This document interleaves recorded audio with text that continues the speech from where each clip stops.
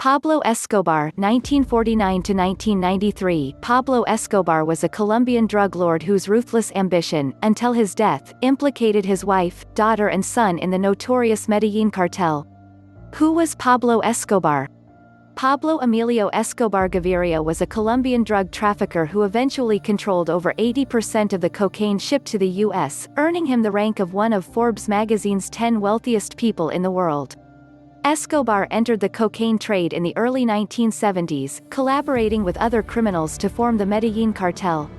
He earned popularity by sponsoring charity projects and soccer clubs, but later, terror campaigns that resulted in the murder of thousands turned public opinion against him.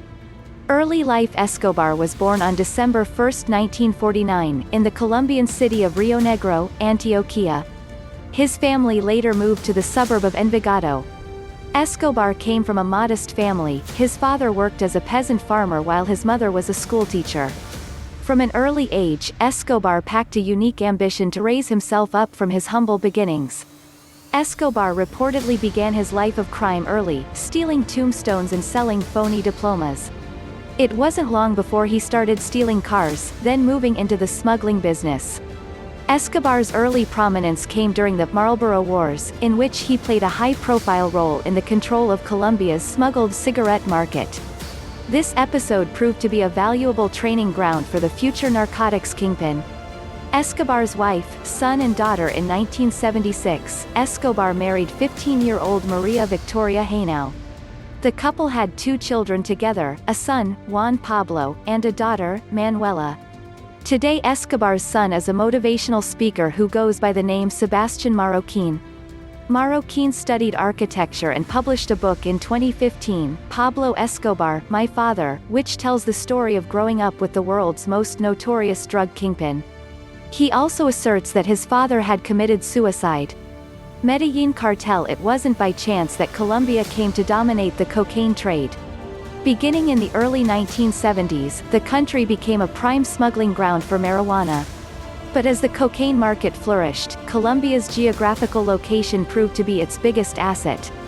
Situated at the northern tip of South America between the thriving coca cultivation epicenters of Peru and Bolivia, the country came to dominate the global cocaine trade, with the United States, the biggest market for the drug, just a short trip to the north. Under Escobar's leadership, large amounts of coca paste were purchased in Bolivia and Peru, processed, and transported to America. Escobar worked with a small group to form the infamous Medellin Cartel.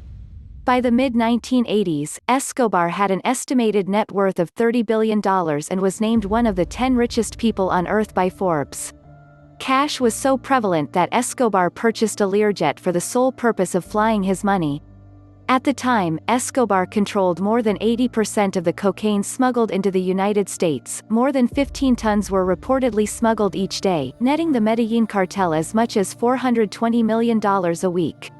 As Escobar's fortune and fame grew, he dreamed to be seen as a leader. In some ways he positioned himself as a Robin Hood-like figure, which was echoed by many locals as he spent money to expand social programs for the poor. In 1982, Escobar was elected as an alternate member of Colombia's Congress. But the reasons for his wealth could not stay hidden, and 2 years after his election he was forced to resign. The justice minister who revealed Escobar's notorious background was later slain. How many people did Pablo Escobar kill? Escobar was responsible for the killing of thousands of people, including politicians, civil servants, journalists and ordinary citizens. Escobar's terror campaign claimed the lives of 3 Colombian presidential candidates, an attorney general, scores of judges and more than 1,000 police officers. In addition, Escobar was implicated as the mastermind behind the bombing of a Colombian jetliner in 1989 that killed more than 100 people. Colombian police and military forces stormed the rooftop where drug lord Pablo Escobar was shot dead just moments earlier during an exchange of gunfire between security forces and Escobar and his bodyguard on December 2, 1993. After Escobar's death accelerated the demise of the Medellin Cartel and Colombia's central role in the cocaine trade. His end was celebrated by the country's government and other parts of the world.